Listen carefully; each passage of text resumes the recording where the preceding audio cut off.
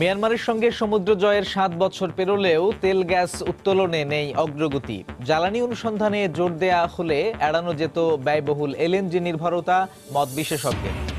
পরিকল্পিত আবাসন গড়ে তুলতে চট্টগ্রামের পটিয়া, বোয়ালখালী ও আনোয়ারায় পানি সরবরাহের বিশেষ পরিকল্পনা ওয়াসার বাস্তবায়ন করতে যাচ্ছে নতুন প্রকল্প। রোহিঙ্গাদের জন্য বিদেশি অর্থের ৭৫ ভাগই খরচ হচ্ছে এনজিও কর্মীদের পেছনে। মন্ত্রিসভা কমিটির বৈঠকে তথ্য, ৬ মাসে হোটেল বিলেই গেছে ১৫০ কোটি টাকা। এবং সারা বিশ্বে বোয়িং 737 ম্যাক্স মডেলের বিমান চলাচল স্থগিত করল নির্মাতা প্রতিষ্ঠান। ৫ মাসের ব্যবধানে ২টি দুর্ঘটনার জেরে এই সিদ্ধান্ত।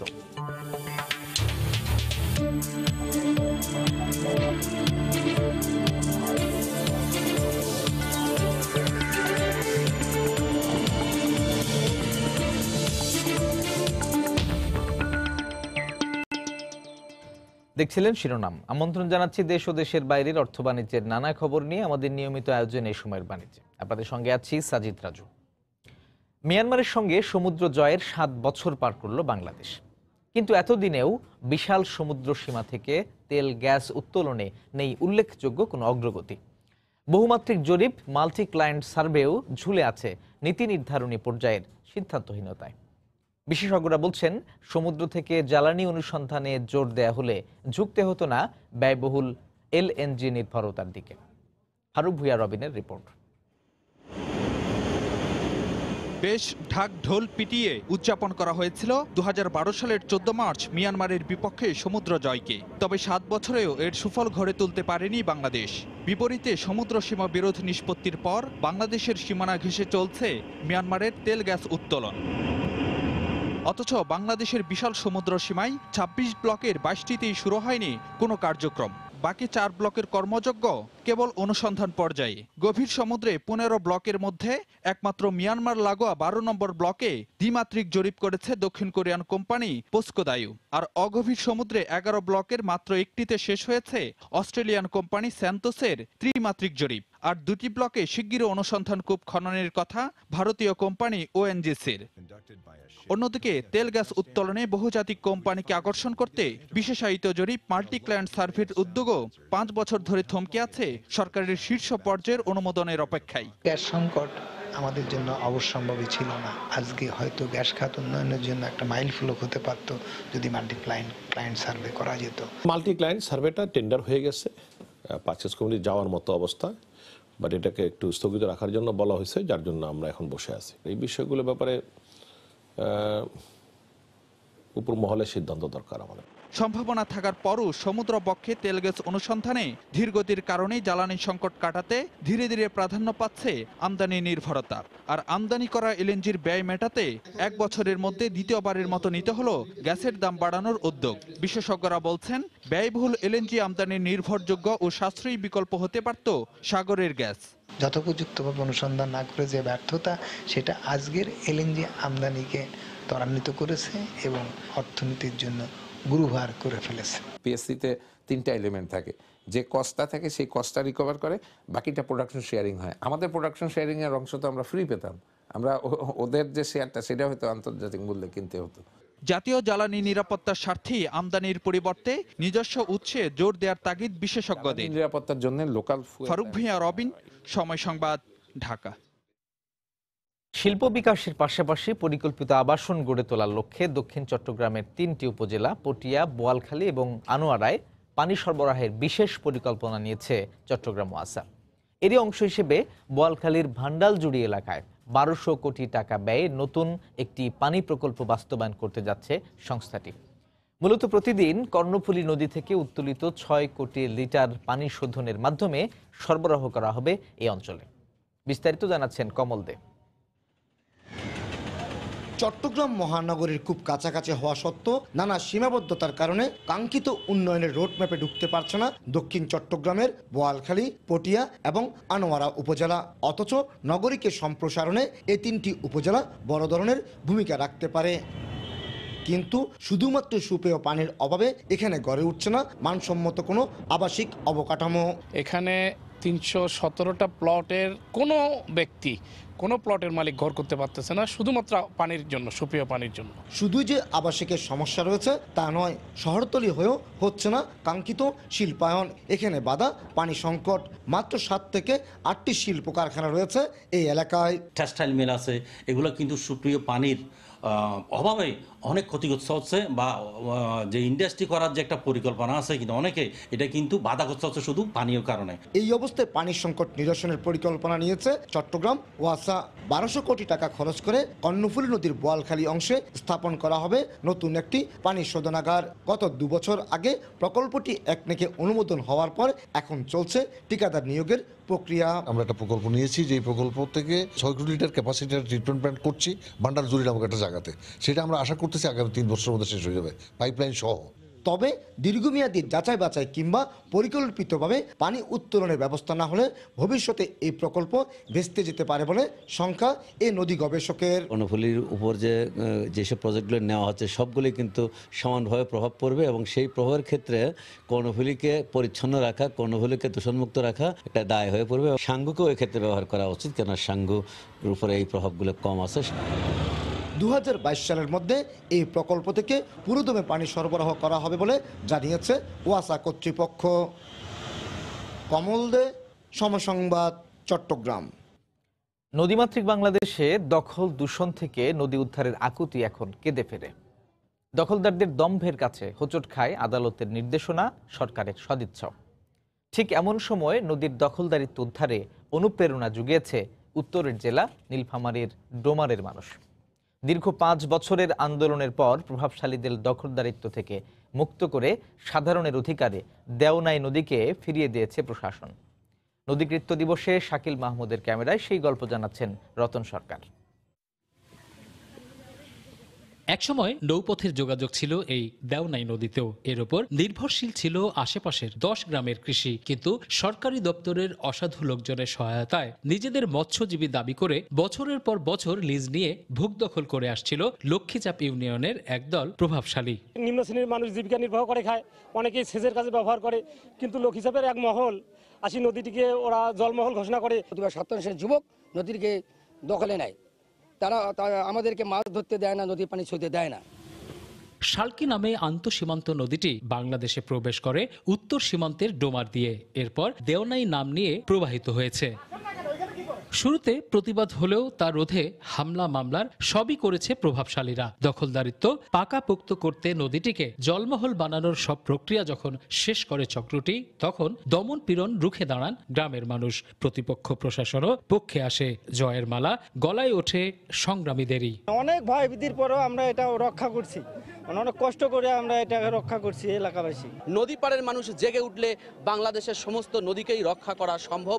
তার একটি দৃষ্টান্ত হচ্ছে দেওনাই, হরিণচরা, লক্ষ্মীচাপ এই নদীটি। আর এখানকার সংগ্রামী মানুষের নদী উদ্ধার অভিযানের সহযাত্রী হন জাতীয় নদী রক্ষা কমিশনের চেয়ারম্যান। তার মতে হরিণচরার এই সংগ্রাম হতে পারে দেশের সকল বেদখল হওয়া নদী উদ্ধারের প্রেরণার উৎস।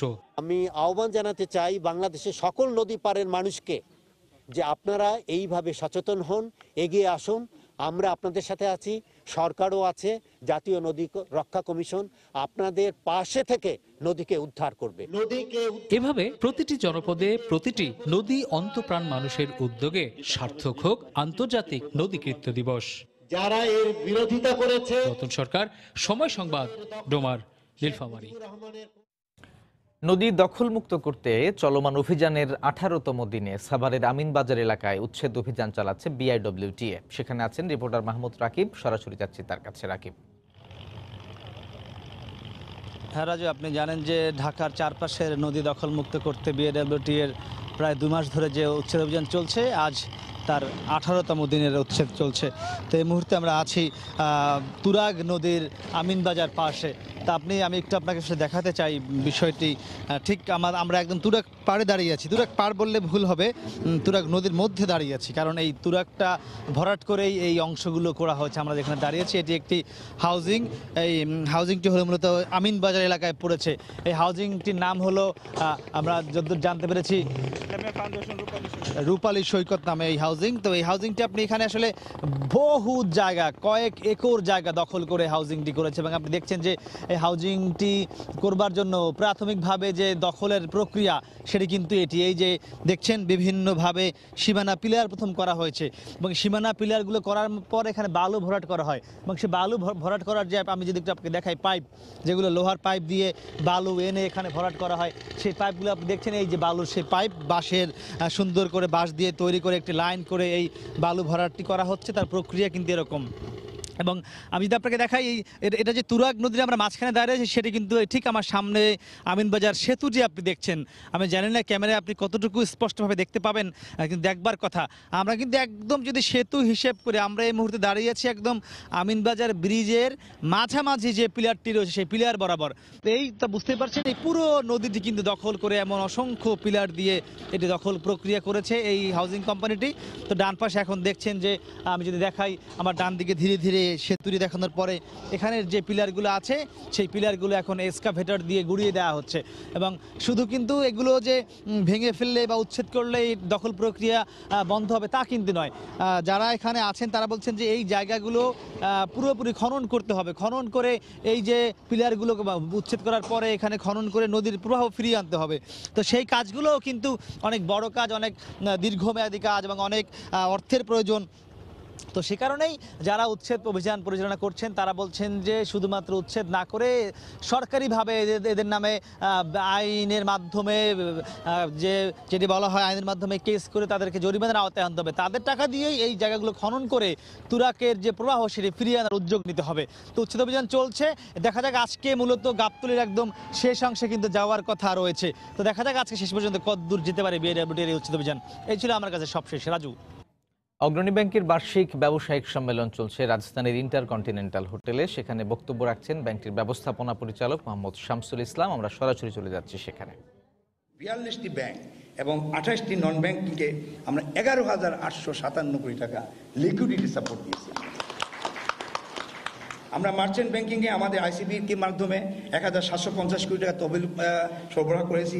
পুঁজিবাজারে 1,676 কোটি টাকা আমরা নিজস্ব বিনিয়োগ করেছি। আপনারা জেনে খুশি হবেন যে ইলেকশনের পরে একটা পুঁজিবাজার স্থগিত আসে, এবার কিন্তু তার বিপরীত দেখা গিয়েছে। আপনার ইন্ডেক্স কিন্তু বেড়েছে।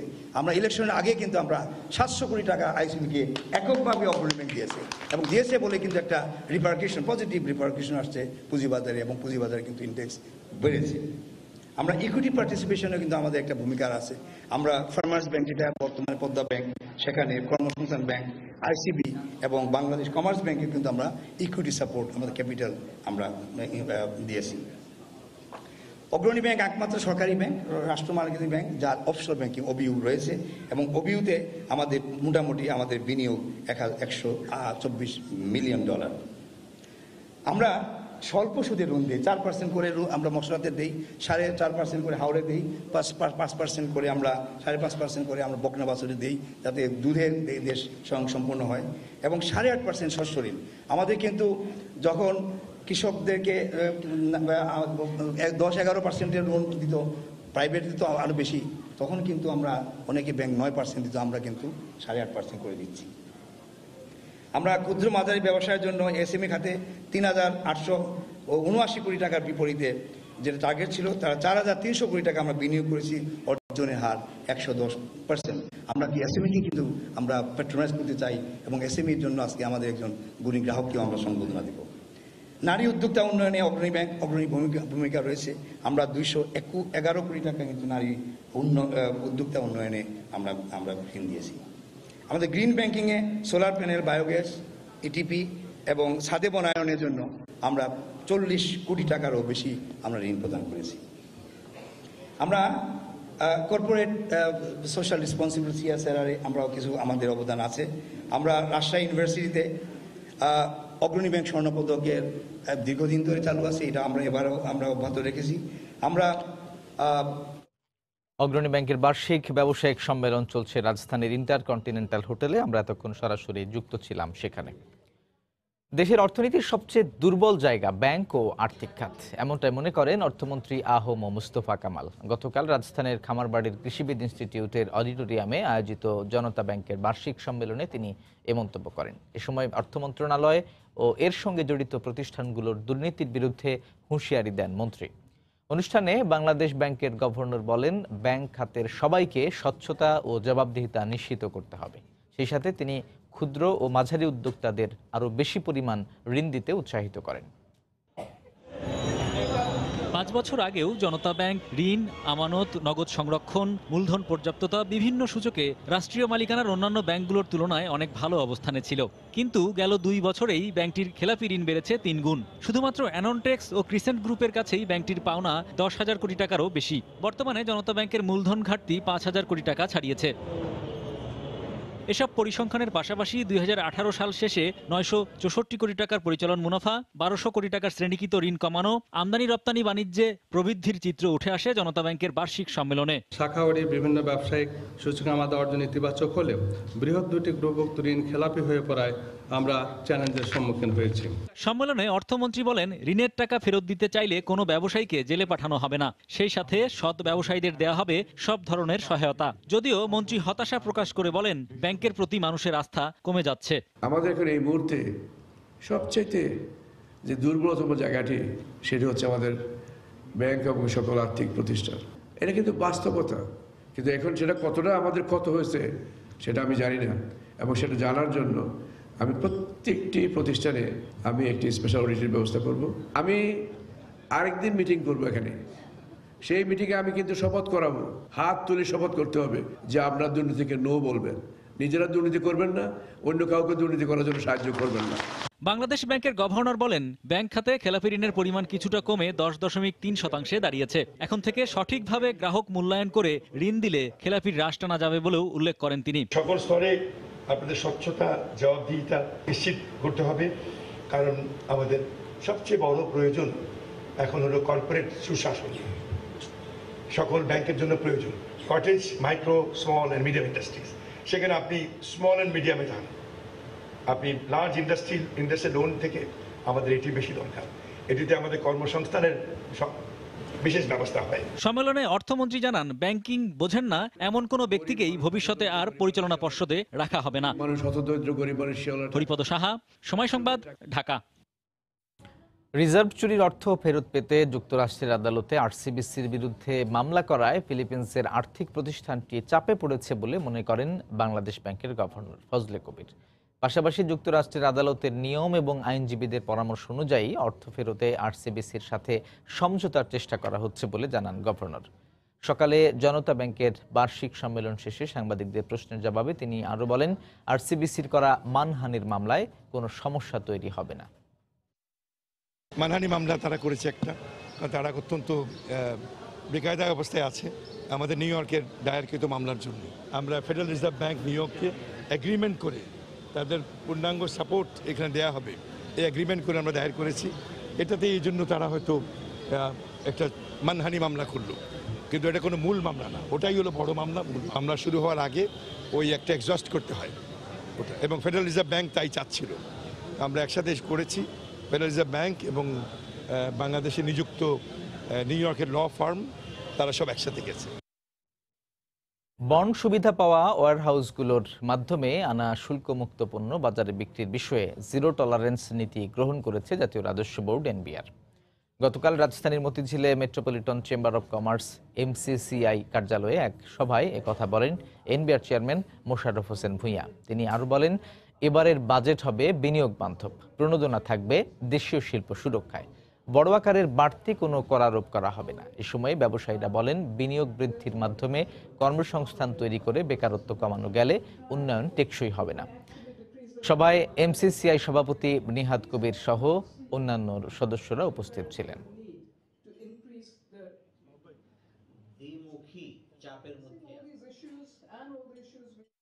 এবারও আমরা চেষ্টা করব ইনভেস্টমেন্ট ফ্রেন্ডলি একটা বাজেট তৈরি করতে। বন্ডেড ফ্যাসিলিটি যেসব প্রতিষ্ঠান পায়, বিশেষ করে আপনার গার্মেন্টসের ক্ষেত্রে বলেন, তারপরে গার্মেন্ট অ্যাক্সেসরিজ, পেপারস, কেমিক্যালস, এইগুলিতে র্যাম্পেন্ট বাইরে থেকে জিনিসপত্র এনে বিক্রি করে দিচ্ছে বাজারে। এগুলির জন্য আপনারাও আমাদেরকে সহায়তা করবেন। আমিও ওদের বিরুদ্ধে জিরো টলারেন্স আমি বলে দিয়েছি। গ্যাসের দাম বাড়ানোর বিষয়ে বাংলাদেশ এনার্জি রেগুলেটরি কমিশনের গণশুনানি অনুষ্ঠিত হচ্ছে। এই মুহূর্তে কারওয়ান বাজারে আছেন রিপোর্টার আতিকুর রহমান তমাল। বিস্তারিত জানতে চলে যাচ্ছি সেখানে। হ্যাঁ রাজু, আপনি যেমনটি বলছিলেন যে গ্যাসের দামের বাড়ার জন্য যে গণশুনানি সেটা কিন্তু চলছে।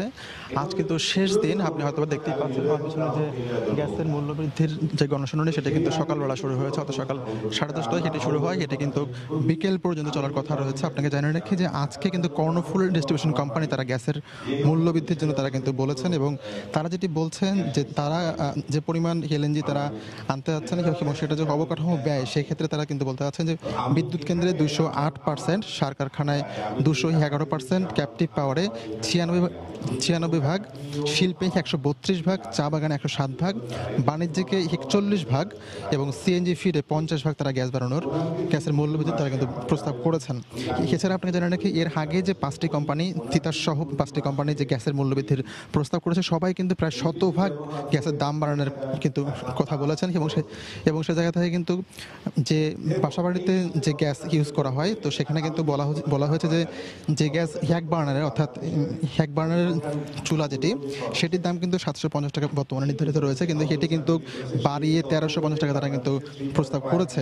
এবং সে জায়গা থেকে 2 বার্নারের চুলা কিন্তু দাম বর্তমানে দেওয়া হয়েছে 800 টাকা, সেটি কিন্তু বলা হয়েছে যে 1440 টাকা তারা কিন্তু প্রস্তাব করেছে। তো এই যে প্রস্তাব, এই প্রস্তাব কিন্তু শুনানির পর্যায়ে রয়েছে। এই শুনানি হবার পর তারপরে কিন্তু 90 দিনের মধ্যে বিইআরসি অর্থাৎ বাংলাদেশ এনার্জি রেগুলেটরি কমিশন তারা কিন্তু সিদ্ধান্ত নেবেন এবং তারা কিন্তু 90 দিনের মধ্যে সেই সিদ্ধান্ত কিন্তু তারা জানাবেন। তো এই মুহূর্তে বলা চলে যে সেখানে যেটি হচ্ছে সেরকম কিন্তু আজকে নিয়ে 4তম দিন কিন্তু সেটি হয়েছে, এবং সেখানে তারা যে প্রস্তাবগুলো তুলছেন আবেদনকারীরা, এই 6টি ডিস্ট্রিবিউশন কোম্পানি তারা আবেদন করছেন। আবেদনের পরে শুনানি হচ্ছে।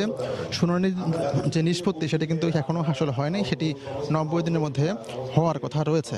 তো আপনাকে জানিয়ে রাখি যে এই যে কর্ণফুলী কোম্পানিটি, এটি কিন্তু মূলত কাজ করে চট্টগ্রামে, এবং তারা কিন্তু সেই জায়গার যে গ্যাসের মূল্যবৃদ্ধির প্রস্তাব তারা কিন্তু সেটি জানিয়েছেন। এবং তারা বলেছেন যে তাদের যে পরিমাণ কস্ট যাচ্ছে, তাদের যে খরচটি রয়েছে, এই খরচের কারণে তারা কিন্তু আসলে গ্যাসের যে দাম সেটি তারা বাড়ানোর প্রস্তাব করেছেন। এবং তারা বলছেন যে সেটা কিন্তু খুব তাড়াতাড়ি বাড়ানো উচিত, এবং তারা বলছেন যে আগামী 90 দিনের মধ্যে বিইআরসির যে সিদ্ধান্ত রয়েছে সেটি যেন জানানো হয়, এবং সেই জায়গা থেকে তারা কিন্তু আজকের গণশুনানিটি করছেন। তো সব মিলে বলা চলে এই ছিল আমার কাছে সবশেষ খবর। রাজু, গ্যাসের দাম বাড়ানোর বিষয়ে বাংলাদেশ এনার্জি রেগুলেটরি কমিশনের গণশুনানি চলছে। কারওয়ান বাজার থেকে আমাদের সঙ্গে যোগ দিয়েছিলেন সহকর্মী আতিকুর রহমান তমাল। নিজেদের দুর্বলতার কারণেই টেলিটক জনগণের দোরগোড়ায় পৌঁছতে পারেনি বলে মন্তব্য করেছেন ডাক, টেলিযোগাযোগ ও তথ্য প্রযুক্তি মন্ত্রী মোস্তফা জব্বার। গতকাল রাজধানীর আগারগাঁওয়ে বিটিআরসি ভবনের ভিত্তিপ্রস্তর স্থাপন অনুষ্ঠানে এই কথা বলেন তিনি। জনগণকে কাঙ্ক্ষিত সেবা দিতে বিটিআরসিকে আরও তৎপর হওয়ার আহ্বান জানিয়ে মন্ত্রী বলেন, টেলিযোগাযোগের ক্ষেত্রে শৃঙ্খলা ফিরিয়ে আনতে বিটিআরসিকেই তৎপর হতে হবে। অনুষ্ঠান শেষে বিটিআরসির নতুন ভবনের উদ্বোধন করেন মন্ত্রী। 2020 সালের ডিসেম্বরে ভবনটির কাজ শেষ করতে সংশ্লিষ্ট সবাইকে আহ্বান জানান মন্ত্রী।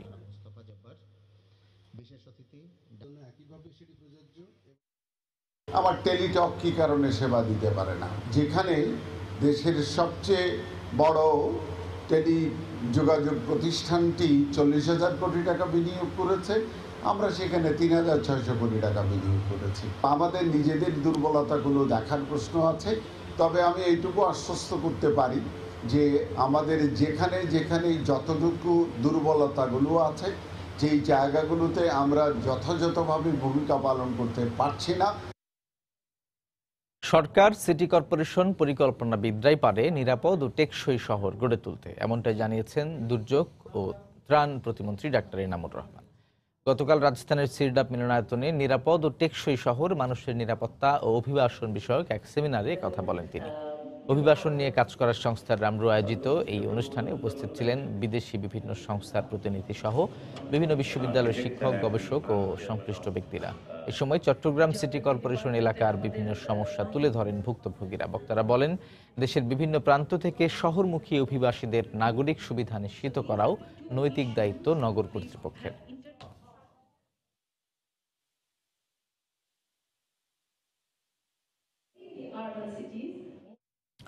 রোহিঙ্গাদের জীবনমান উন্নয়নে বেসরকারি সংস্থার মাধ্যমে আসা বিদেশি অর্থায়নের ৭৫ ভাগে এনজিও কর্মীদের পেছনে ব্যয় হচ্ছে বলে জানিয়েছেন আইন শৃঙ্খলা সংক্রান্ত মন্ত্রিসভা কমিটির সভাপতি মুক্তিযুদ্ধ বিষয়ক মন্ত্রী আকম মোজাম্মেল হক। গতকাল সচিবালয়ে স্বরাষ্ট্র মন্ত্রণালয়ের সভাকক্ষে কমিটির প্রথম বৈঠক শেষে মন্ত্রী জানান, এনজিও কর্মীদের আবাসনেই ১০০ কোটির ওপরে খরচ হয়েছে। বাংলাদেশে অবস্থানরত ১১ লাখ রোহিঙ্গার জীবনমান উন্নয়নে বিদেশি অর্থায়ন আসছে দীর্ঘদিন ধরেই। তবে এই অর্থায়নের সিংহভাগেই রোহিঙ্গা জনগোষ্ঠীর জন্য ব্যয় হচ্ছে না বলে অভিযোগ রয়েছে। এ অবস্থায় বুধবার সকালে আইন শৃঙ্খলা সংক্রান্ত মন্ত্রিসভা কমিটির প্রথম বৈঠকে উঠে আসে রোহিঙ্গাদের নিয়ে এনজিওগুলোর নানা কার্যক্রমের বিষয়টি। বৈঠক শেষে কমিটির সভাপতি মুক্তিযুদ্ধ বিষয়ক মন্ত্রী বলেন, গত ৬ মাসে এনজিও কর্মীদের হোটেল বিলেই খরচ হয়েছে ১৫০ কোটি টাকার বেশি। বিদেশি অর্থায়নের ২৫ ভাগও রোহিঙ্গাদের জন্য ব্যয় হচ্ছে না বলে জানান তিনি। অনেক এনজিও ধারণা করা হচ্ছে, আমাদের গোয়েন্দা রিপোর্টে আমরা সেগুলো লক্ষ্য করছি যে ইল মোটিভ নিয়ে কাজ করে, এবং আপনারা শুনলে অবাক হবেন ১৫০ কোটি টাকার উপরে হোটেল বিল দিয়েছে এনজিওদের।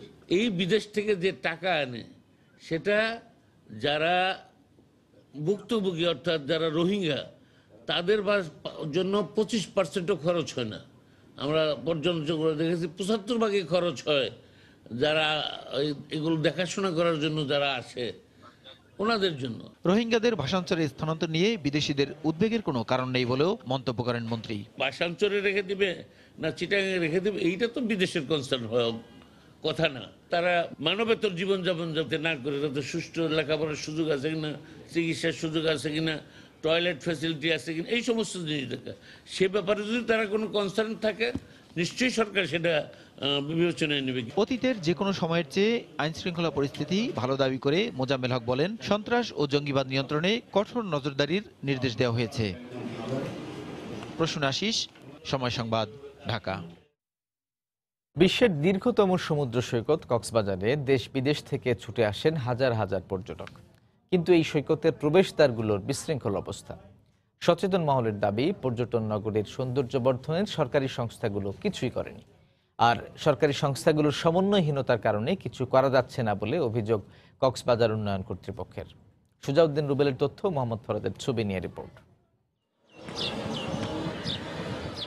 কক্সবাজার সমুদ্র সৈকতের প্রবেশদ্বার সুগন্ধা পয়েন্ট। এই পয়েন্ট দিয়ে প্রতিদিন হাজার হাজার পর্যটক সৈকতে প্রবেশ করেন, কিন্তু প্রবেশদ্বারই বিশৃঙ্খল অবস্থা, এলোমেলোভাবে রাখা ইজি বাইক, রিক্সা, হকার, নোংরা পরিবেশ ও ভিক্ষুকের উৎপাত। শুধু সুগন্ধা পয়েন্টের প্রবেশদ্বার নয়, লাবণী ও কলাতলি পয়েন্টের প্রবেশদ্বারগুলোর একই অবস্থা। ফলে ভ্রমণে আসা পর্যটকদের মাঝে বিরূপ প্রতিক্রিয়া সৃষ্টি হচ্ছে এবং কক্সবাজার ভ্রমণে অনেকেই আগ্রহ হারাচ্ছেন। অটোগুলো যে রাখা হয়েছে এগুলো কিন্তু আসলে ঠিক নেই, এখান থেকে মানুষজন হাঁটাচলা করতে খুবই সমস্যা হচ্ছে। পরিবেশটা দেখে এই জায়গাটা একটু বিশৃঙ্খল লাগে, ভিক্ষুকরা আসা বিরক্ত করে। যারা মেয়রের দায়িত্ব আছে, যারা বিভিন্ন পদে দায়িত্ব আছে, ওরা যদি এটাকে টেক কেয়ার করে মনে হয় এটা ডিসিপ্লিনে থাকবে। সচেতন মহলের দাবি, সৈকতের প্রবেশদ্বারগুলো আন্তর্জাতিক মানসম্পন্ন হওয়া দরকার, কিন্তু সরকারি সংস্থাগুলো এখনো সৌন্দর্য বর্ধনে কিছুই করেনি। অনেকগুলো প্রকল্প আমরা শুনেছি নেওয়া হয়েছিল, কোনোটা প্রকল্পই এই পর্যন্ত বাস্তবায়ন হয়নি এবং কাজও শুরু হয়নি। আর কক্সবাজার উন্নয়ন কর্তৃপক্ষের চেয়ারম্যান জানালেন, সরকারি সংস্থাগুলোর সমন্বয়হীনতার কারণে কক্সবাজারকে আধুনিক ও বিশ্বমানের পর্যটন শহর হিসেবে গড়ে তোলা সম্ভব হচ্ছে না। যার যেখান থেকে যেটুকু অবদান রাখা প্রয়োজন সে অবদান রেখে আমরা কক্সবাজারকে একটা সুন্দর শহর, যাতে করে বিদেশি পর্যটকরা এখানে এসে বলতে পারে আমরা নিরাপদ একটা সুন্দর জায়গায় এসেছি। হোটেল মালিক সমিতির দেওয়া তথ্য মতে প্রতি মৌসুমে কক্সবাজার ভ্রমণে আসে ১৫ লাখের অধিক দেশি বিদেশি পর্যটক, যারা ৬টি পয়েন্ট দিয়ে কক্সবাজার সৈকতে প্রবেশ করে। সময় সংবাদ, কক্সবাজার। অভিবাসী বান্ধব দেশ হওয়ায় স্পেনে ক্রমেই বাড়ছে প্রবাসী বাংলাদেশির সংখ্যা। সেই সঙ্গে উন্মুক্ত হচ্ছে ব্যবসা বাণিজ্যের নতুন নতুন দ্বার। তবে কিছু প্রবাসীর অনৈতিক কর্মকাণ্ডে নষ্ট হচ্ছে বাংলাদেশের সুনাম, আর এজন্য বাংলাদেশ দূতাবাস ও কমিউনিটি নেতাদের উদাসীনতাকে দায়ী করছেন সংশ্লিষ্টরা। স্পেন প্রতিনিধি সাইফুল আমিনের তথ্য ও ছবি নিয়ে ডেস্ক রিপোর্ট। স্পেনের মাদ্রিদে দূতাবাস এবং বার্সেলোনা ও জারাগোজায় কনসুলেট স্থাপনের পর থেকেই দেশটির সঙ্গে কূটনৈতিক সম্পর্কের উন্নতি হয় বাংলাদেশের। সেই সঙ্গে দুদেশের ব্যবসা বাণিজ্যের প্রসার ও প্রবাসী বাংলাদেশিদের স্বার্থ রক্ষায় দৃশ্যমান অগ্রগতি আসে। তবে সাম্প্রতিক সময়ে কিছু প্রবাসী বাংলাদেশির অর্থ উপার্জনে বিভিন্ন অবৈধ পথ অবলম্বন করায় স্পেনে নষ্ট হচ্ছে বাংলাদেশের সুনাম। কিছু বাংলাদেশির ভাইয়েরা স্পেনে অবৈধ কাগজপত্রের কারণে আমরা সাধারণ জনগণ খুব সমস্যার মধ্যে আছি এবং বাংলাদেশের দূতাবাস এবং স্পেনের অ্যাসোসিয়েশন এটার কোনো বিরুদ্ধে অ্যাকশন নিতে চাচ্ছে না। অভিযোগ অস্বীকার করে যে কোনো অপরাধ নিয়ন্ত্রণে সতর্ক অবস্থানে থাকার কথা জানিয়েছে বাংলাদেশ দূতাবাস। ভুয়া ডিজিটাল পাসপোর্ট তৈরির বিষয়ে এই বিষয়ে দূতাবাসের কোনো সম্পৃক্ততা নাই, এটা আমি দৃঢ়ভাবে বলতে পারি। এই দেশে এসে শুরুতেই যদি দূতাবাসে আসেন তাহলে আমরা তাদেরকে সঠিক পরামর্শ দিতে পারি। কোনো তথ্য উপাত্ত বা যে কোনো ধরনের কোনো সহযোগিতার যদি প্রয়োজন হয়ে থাকে তাহলে কমার্শিয়াল উইং এর পক্ষ থেকে তাদের জন্য সবসময় আমাদের সহযোগিতা অব্যাহত থাকবে। দেশটির অভিবাসন বিভাগের পরিসংখ্যান বলছে বর্তমানে রাজধানী মাদ্রিদেই স্থায়ীভাবে বাস করছে প্রায় 25,000 বাংলাদেশি। প্রবাসীরা বলছেন বাংলাদেশ দূতাবাস ও সংশ্লিষ্ট কর্তৃপক্ষ যথাযথ পদক্ষেপ নিলে বিপুল সংখ্যক এই বাংলাদেশি নিজেদের দেশের ভাবমূর্তি আরো উজ্জ্বল করতে সক্ষম হবেন। সময় সংবাদ, স্পেন। ব্যাটারি চালিত যানবাহন বাংলাদেশে উৎপাদনে বিনিয়োগ করতে চাইলে অর্থনৈতিক অঞ্চলে সুবিধা করে দেয়া হবে বলে জানিয়েছেন এসডিজির মুখ্য সমন্বয়ক আবুল কালাম আজাদ। গতকাল রাজধানীর একটি হোটেলে বাংলাদেশের বিদ্যুৎ চালিত যানসমূহ নিয়ে এক সেমিনারে তিনি একথা বলেন। Japanese external trade organization JETRO আয়োজিত সেমিনারে বলা হয় বাংলাদেশে 10 লাখের বেশি ব্যাটারি চালিত 3 হুইলার চলাচল করছে, তবে এর কোনো নিয়ন্ত্রণ ও নীতিমালা নেই। সেমিনারে বিআরটিএ প্রতিনিধি বলেন মানসম্মত কোনো ব্যাটারি চালিত যানবাহন চলাচল করে না, তবে মানসম্মত যানবাহন বাজারে আসলে বৈধতা দেবে বিআরটিএ। বিদ্যুতের অপচয় রোধে চার্জিং স্টেশন করার পরামর্শ দেন বক্তারা।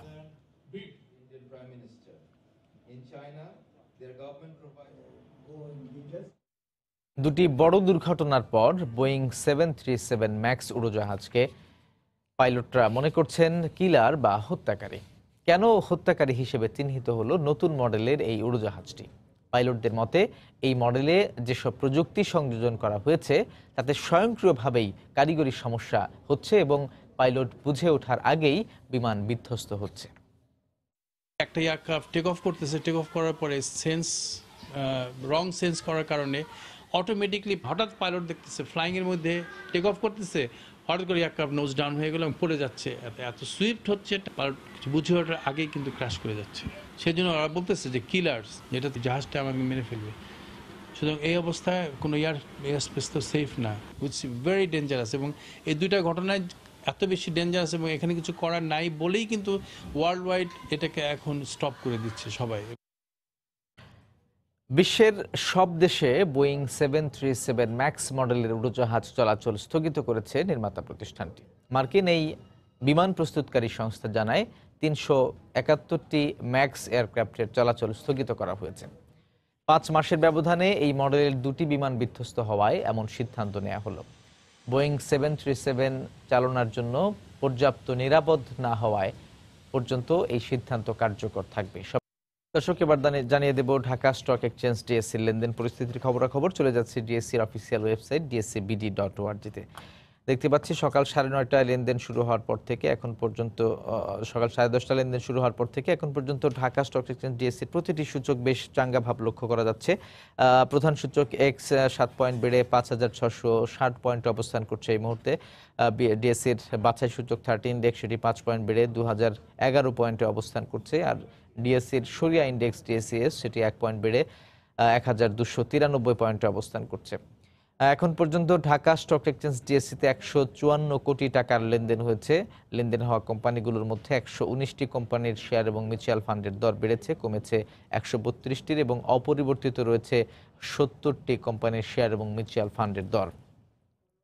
দেখতে পাচ্ছি লেনদেনের শীর্ষে যে কোম্পানিগুলো অবস্থান করছে, আজ শীর্ষ 20-এর 1 নম্বর স্থানে অবস্থান করছে মুন্নু সিরামিক 349 টাকা এই মুহূর্তে হাতবদল হচ্ছে প্রতিটি শেয়ার 357 টাকা সর্বোচ্চ লেনদেন মূল্য।